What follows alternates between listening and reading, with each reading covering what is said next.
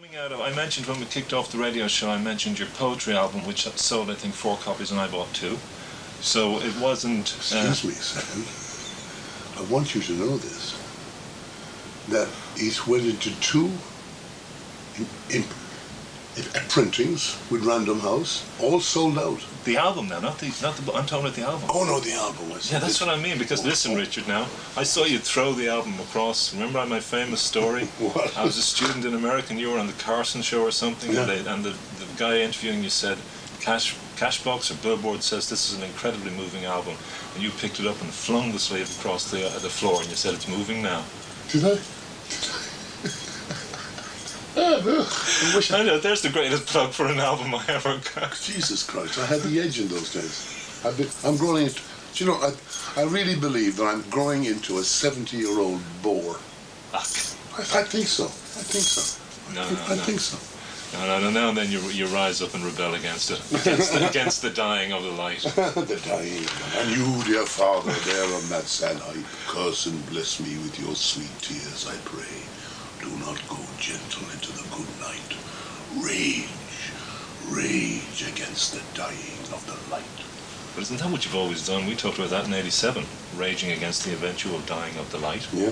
You know. It's approaching. Is it outside the door today? I want to see I'm going to try and beat the old Queen Mum. Okay. 101 to be grand. Okay, don't adopt her dress sense. What? Don't adopt her dress sense. Listen, I can't talk. Look at me. Did you hear about me? Did you hear about me in the Ivy? Someone wrote an article about 9 months ago. He was taken. Someone took him. He was in England, and he said he wanted to go to all the famous restaurants. So he was taken by this guy. Who was this? Some American. All right, okay. And then he was taken there, right, by this journalist. And suddenly the journalist, and he said, now where do all the actors go? They said, they go to a place called the Ivy. And it so happened, I don't mix, you probably know, with actors at all. Yeah. I mean, there's nothing wrong with them, they're not my scene. And they're probably delighted that I ignore them. And so, Noel Pearson was in town, and I think with Brian Friel, talking about Dancing at Lunasa, the movie of Dancing at Lunasa, which is about 2.5, 3 years ago. And so Noel wanted to go to the Ivy, and I made an exception, because I don't eat there at all, I wouldn't go there. Nothing wrong with it, it's a wonderful place, but I saw it was full of lovies and dovies. Oh, yeah, okay. I don't like that. So I went with Brian Friel, who I admire immensely, and with Noel Pearson. And of course the way I dress, I mean, I don't make any exception of how I dress.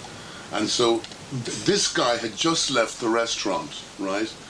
And they were waiting for a taxi, while Pearson, myself, and Friel came out.